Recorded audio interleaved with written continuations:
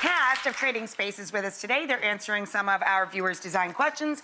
Our next question actually comes to us from a viewer video from Rachael. Roll the tape.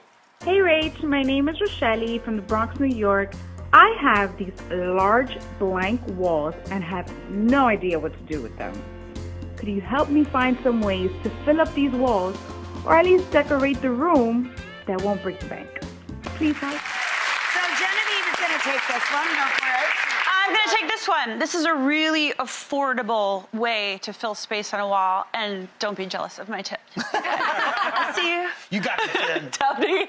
You go. So what colors are in right now? We talk a lot about this on this show. Yep. Blush is still big. It has a little bit of a gray undertone. I know it's not your favorite, but I hate pink and have since I was a child. Just is the way it is. Unfortunately, it's kind of a big deal right now. So in that big wall over her couch, a circular pattern, another form that's really big this season, thumbtack and a pencil and a string. You can make it as big as you want, and you just like the compass of yesteryear. Nice. You make this pattern on your wall, right? You need nothing but a tack, string, and a pencil. That's free, right? Okay, then you bring in shelves and you do this ombre pattern. So you get that one chip at the home improvement store. All your colors are right there on that one piece of paper. Do not stray.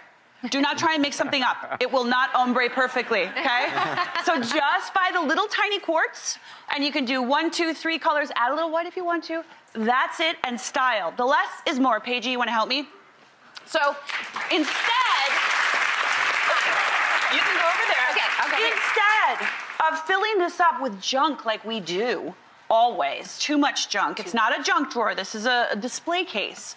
Bring in little succulents, little books, little sculptural details, so this is more of an ornamental shelving unit than here's my gum and my jars of pencils, right? Okay?